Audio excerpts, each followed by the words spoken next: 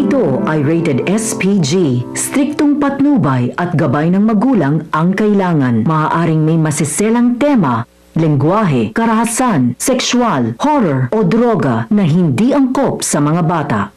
Makakatakas na si Annalyn sa pamamagitan ng mapagpanggap na si Carlos. Natatakot si Annalyn pero hindi siya magpapahalata. Kailangan niyang makatakas. Abangan natin sa abot kamay na pangarap. Nagagalit si Zoe kay Morgana dahil naisip ni Morgana si Justin na isa pa siya sa nakakaalam ng sikreto nila. Ayaw ni Zoe na idamay pa si Justin sa kaguluhan nila at ayaw niyang malaman pa ito ni Carlos dahil baka kapag malaman ni Carlos na isa si Justin sa nakakaalam ng sikreto ni Zoe ay baka mapatay rin ni Carlos si Justin kagaya ng ginawa nito kay Lyndon. Sinigawan ni Zoe si Morgana, "Mami, wag mo nang idamay pa si Justin dito.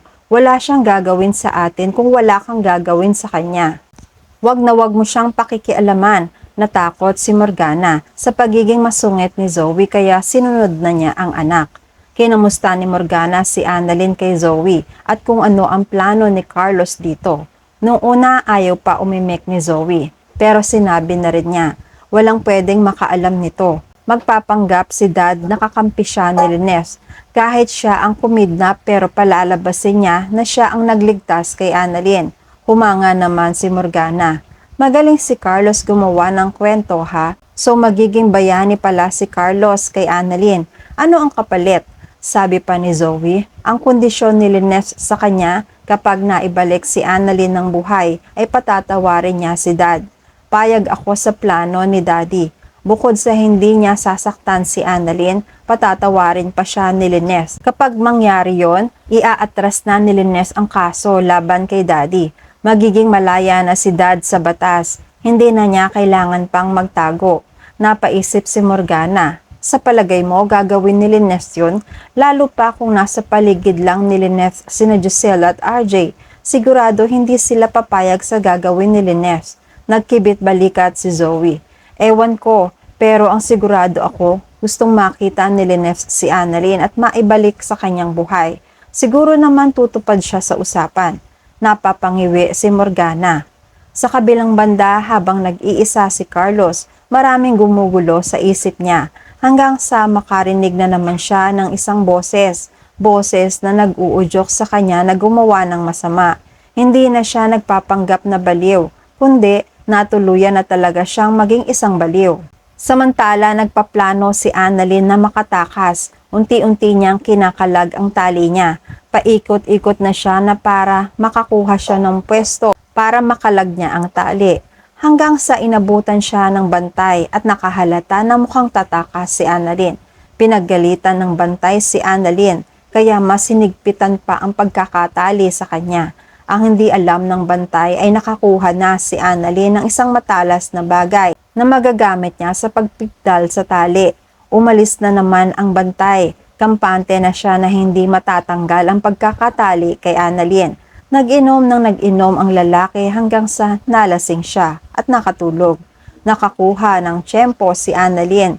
Nagmamadali si Annalyn. Nakuhanin ng matalas na bagay at hiniwa-hiwa ang tali. Hanggang sa naputol na nga ang tali sa kamay at sinunod ang tali sa paa. Dahan-dahang tumayo si Annalyn at naglakad ng marahan. Tahimik lang para hindi magising ang bantay. Madilim ang paligid. Hindi napansin ni Annalyn na may matatabig siyang isang bote hanggang sa makalikha ito ng malakas na tunog na dahilan para magising ang lalaki. Napabalikwas ng tulog ang lalaki. Bumalik sa kinaroroonan ni Annalyn pero walang Annalyn siyang nakita. Nag-umpisa nang maghanap ang bantay. Galit na galit kay Annalyn. Panay ang tawag nito kay Annalyn. Hanggang sa naririnig na ni Annalyn ang tawag ng lalaki. Tinawag ni Carlos ang lalaki ng mahina. Ito na ang hudyat ng pagpapanggap ni Carlos na siya ang bayani ni Annalyn. Si Carlos ang magtatakas kay Annalyn. Sasabihin ni Carlos sa kasabwat na magpapanggap silang magkalaban na ngayon. Takot na takot si Annalyn. Wala siyang kaalam-alam sa mga plano ni Carlos. Patuloy ang pagtawag at paghahanap ng lalaki.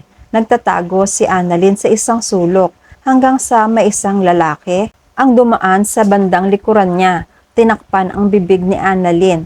Nung mapalingon si Annalyn, nakita niya si Carlos. Nasambit ni Annalyn ang pangalan ni Carlos. Sabi ni Carlos, "Huwag kang maingay, ililigtas kita dito." Nagtataka si Annalyn. Nang laki ang mga mata niya.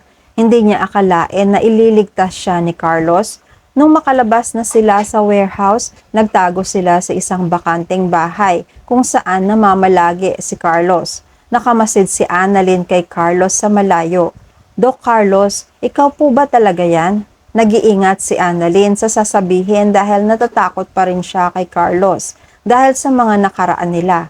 Nagdrama si Carlos. "Oo, Annalyn anak, dahil anak ka ni Lynette na asawa ko. Anak ang turing ko sa'yo. Patawarin mo ako sa mga nagawa ko noon.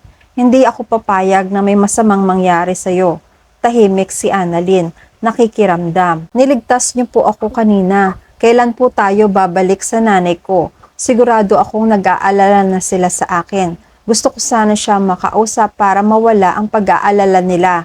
Sumagot si Carlos. "Oo, ibabalik kita sa nanay mo. Tatawagan ko siya." Tinawagan nga ni Carlos si Lynette. "Hello Lynette, niligtas ko na si Annalyn. Itinakas ko na siya sa kidnapper."